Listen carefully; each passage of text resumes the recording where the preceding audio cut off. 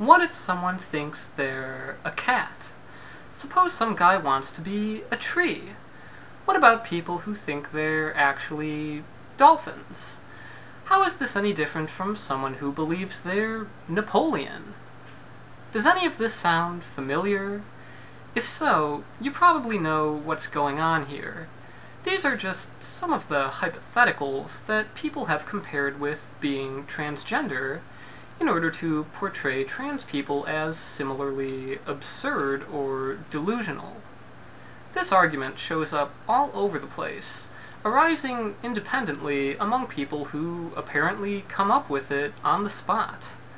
For some reason, this is one of the biggest go-to tactics of people who think being trans isn't a real thing.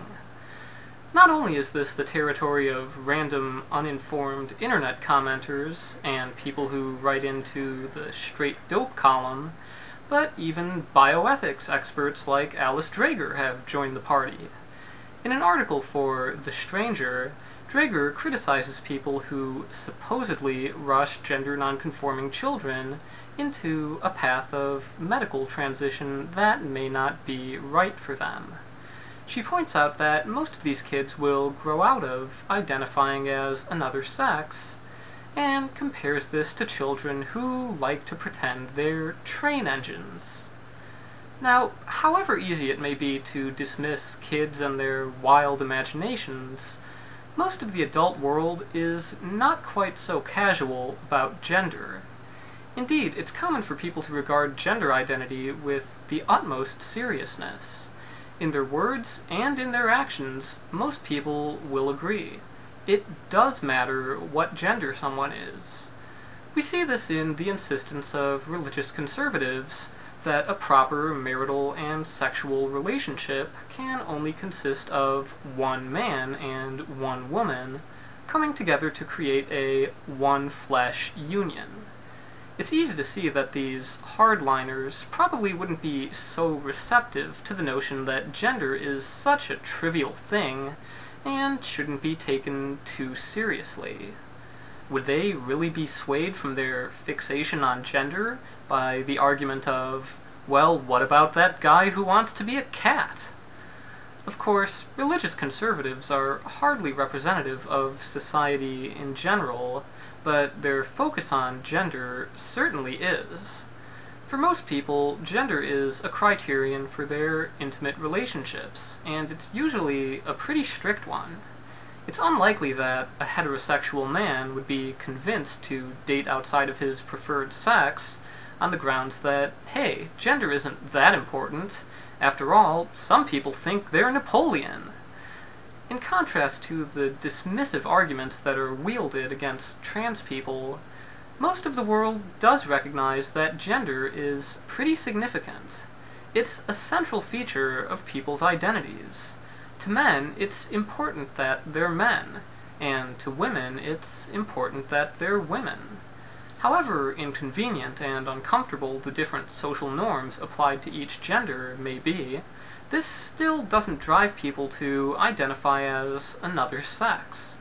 Their gender identity is simply a part of who they are, for better or worse. So just how convincing does it sound when we try to use these arguments on men and women who value their identities as men and women? Does it seem at all appropriate to treat their genders as no more meaningful than people who want to be dolphins? Should we see their genders as nothing but a phase that they'll probably grow out of? Is it possible that wanting to be a man or a woman is really just some kind of sexual fetish or mental illness they're suffering from? Deciding to live as a man or a woman is a pretty serious choice to make, you know. Are they really sure about this? Some people have regretted it, after all.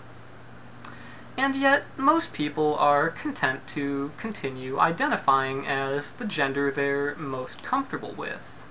They know who they are. They know who they want to fall in love with. And they know that this isn't anything like wanting to be a cat. Even Alice Dreger acknowledges that children whose cross-gender identification dissipates usually grow up to be gay. Acting like this is just as irrelevant to the development of their identities as wanting to be a train is ridiculous. Gender matters to children. Gender matters to adults. And when it's that important to people's lives, what sense does it make to declare that a certain class of people shouldn't have their genders taken seriously at all? I simply don't believe it. If gender was really so insignificant, we wouldn't see people insisting that trans women are really men, or freaking out over the possibility that one of their partners might have been trans and didn't tell them. Why would they care? We wouldn't see straight people or gay people.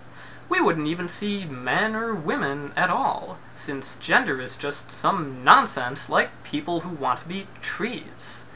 If gender really doesn't matter, I expect people to start acting like it.